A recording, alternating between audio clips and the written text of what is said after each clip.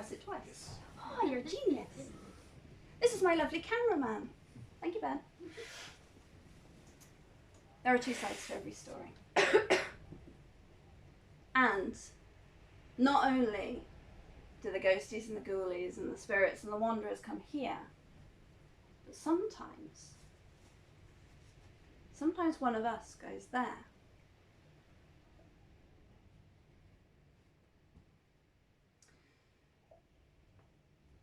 Hands up, who knows the stories of the Mabinogi? Or knows of the stories of the Mabinogi? Okay, that's good. Which one's your favourite? Don't know them well. I know them from fiction books called Chronicles of Prydain, which is why I know of them rather than know the actual Mabinogi on itself. Okay, put you on the spot there. It's okay. What about you? Do you have a favourite? I quite like the Fable of Bendigo. Yes, Bendigo. Blessed Bran, the Raven. Yeah. He's such a... You know the story... Does anyone know the story? So Bendigo Bran was the Blessed King, and unfortunately, obviously, he lived a long, long time ago, and now he's not with us anymore. But it is said that his head is still kept underneath the towers of London. And it is said that he is the reason that the ravens are there. You probably already know this. And it is said that if the ravens ever leave the Tower of London, then Britain will fall. And that is why they keep the ravens' wings clipped. Bit of good news, this year or last year, there was a new raven born to the Tower of London. And there was a poll online, a vote to see what they would name her. And unlike it could very well, because it was an internet poll, have been Raven McRavenface, but it wasn't. They called her Branwen. Now I'm not going to tell you the story of Bendigo Bran and his sister Branwen, because that's a very, very sad tale. But I will share with you the beginning of the 4 branches of the Mabinogi. And I beg your forgiveness if I stumble over the pronunciation of some of the names, because I do tend towards an anglicisation, because as you can probably tell, I'm a bit English, and I've only been here 16 years and haven't quite got it right yet, but I'm trying. The first branch of the Mabinogi, first story in this beautiful collection that was pulled from ancient manuscripts, from the oldest myths that we have of our wonderful, beautiful land, begins with a prince. I'll call him a prince, that's an approximation. Pwyll.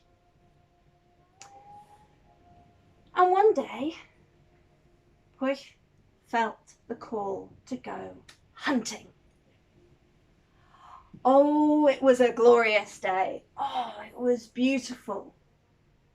And it looked perfect for tracking down a deer and finding a pair of antlers to mount upon his wall. So off he and his hunting party went, out into the forest, because all good stories start with heading into the forest. Into the forest they went, and deeper they rode.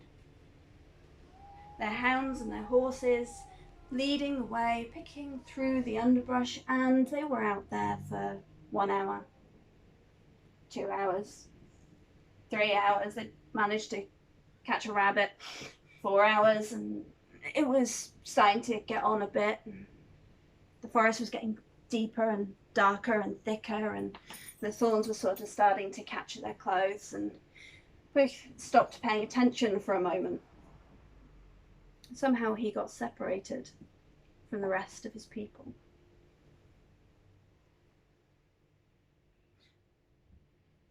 But he had barely had a chance to notice when he saw a flash of white through the trees, and his horse's ears pricked up at the sound of another set of hooves. Pwyll followed. He could see the beast moving through the trees ahead, the antlers avoiding the branches where his hair didn't quite.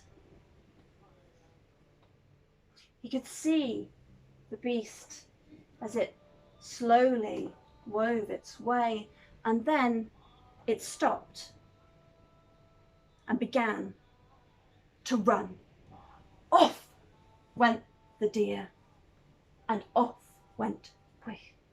He gave chase, because this was what he was here for. This was why he'd come into the forest. This was what he was going to win. He figured the stag must have scented him or heard him, and he was going to catch him. He got closer and closer. He could see it flashing in the distance, and he was drawing near upon it, and then all of a sudden it disappeared from sight, and there was a baying of hounds. Just for a moment, the sound of howling.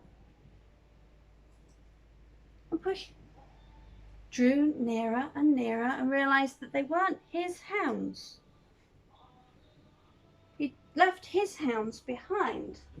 So whose hounds were they? Who would dare to be hunting in his forest? Because that's his land. That was his space. That was his hunt. He came across the stag laid out, the blood pooling across the leaves, and white hounds with red-tipped ears surrounded the stag. He called them off, drew his knife, and set to. And no sooner had his blade touched the deer's skin than there was a cough from behind him.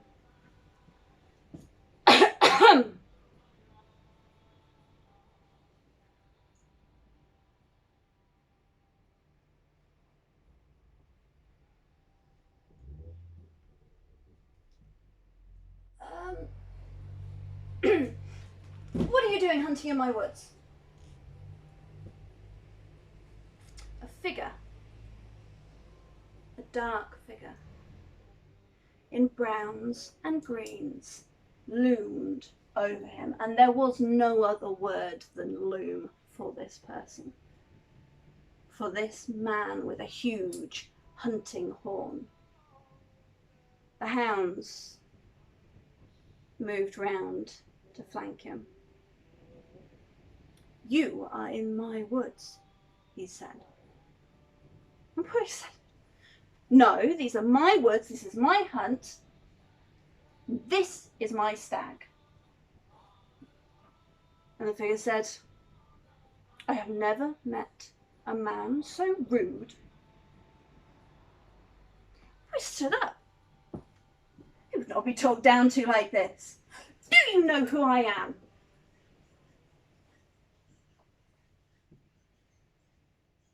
"Yes, but do you know who I am?" Now Pwyll began to take a breath, to give this strange hunter a stern talking to. And then something in his brain went click.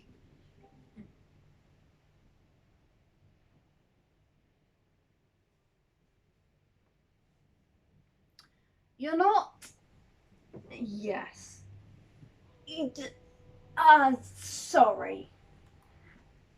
I meant no disrespect. How can I make it up to you?" What Pwyll had realised was that the only other person who would claim the land as his own, the only hunter that would be stalking the great white stag. The only other person who it could be in the deep, dark forest was Araun, Lord of Annwn, Lord of the other world, the underworld. You don't want to piss off the Lord of the Fae and the dead. You really, no, you really don't.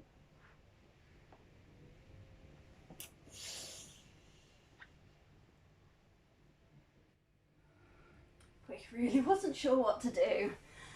He was on his own, in the middle of the deep, dark woods, having just thoroughly insulted the only person in the area that had authority over him. And Araun was just stood there silently, looking thoughtful.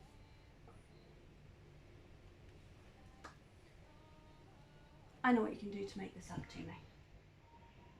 I have a problem back home. I want you to fix it for me. Me? Yes. Okay, if you think I can.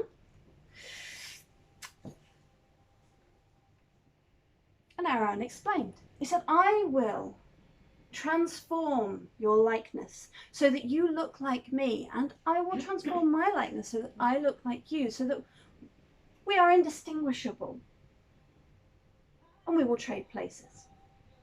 And you will go to Annwn for a year and a day. And in that time, at the summer solstice, the height of summer, when the sun stands still in the sky, you will go to a place appointed many years ago, and you will face my enemy, Havgan. Which was getting more and more concerned about this. This didn't sound like it was going to be a simple activity, but okay, is that it? No. You will slay Havgan for me, for he has been causing all sorts of trouble. And the way that you will do it is this. He must be killed with a single blow. If you strike him a second time, you will be healed and you will not be able to kill him at all. So it must be done on your first try. That sounded like it might be a challenge. But it was that or incur the risk of the Lord of the Otherworld, so I did reluctantly agree. And so it came to pass that Araun changed his likeness and they switched places, and the hounds led Pwyll down into the underworld, into Annwn, and Araun rode Pwyll's horse back to the court of Dyfed. And when Pwyll got to Araun's court, he was greeted with much fanfare by all of the subjects and the people at the court, and by Araun's lovely wife. They sat down to a great feast, and she was beautiful, and she was chatty, and she was friendly, and she was so lovely, and Pwyll was quite enamoured, and they stayed up quite late talking, and then it was time for bed. And she took his hand, and together they went up to the bedchamber, and they climbed into bed. And she reached out to him, and he said, Nostar, turned his back and lay very, very still until he fell asleep. The next night, was the same. They got on so well, so beautifully. She was delighted with how much new and interesting conversation that she was having with her husband. I mean, he was always a good conversationalist, but he seemed to have a slightly different perspective on things now. And they went to bed, and she thought, okay, well, tonight will be good. Tonight will be all right. This has been a good evening. And she reached out to him, and he turned his back on her. Nosta. And you could hear her crying, but he didn't dare say anything. He had an entire year to get through, so it was not going to be easy. But he'd made a promise. The next day, the same thing happened, and the day after that, and the day after that, until she stopped trying. And they'd have a lovely evening, and they'd go to bed, and it would be cold. And the summer solstice rolled around. And Pwyll, in Arawn's likeness, said, I'm going out today. And he followed the hounds to the place that had been appointed. And there was Hafgan,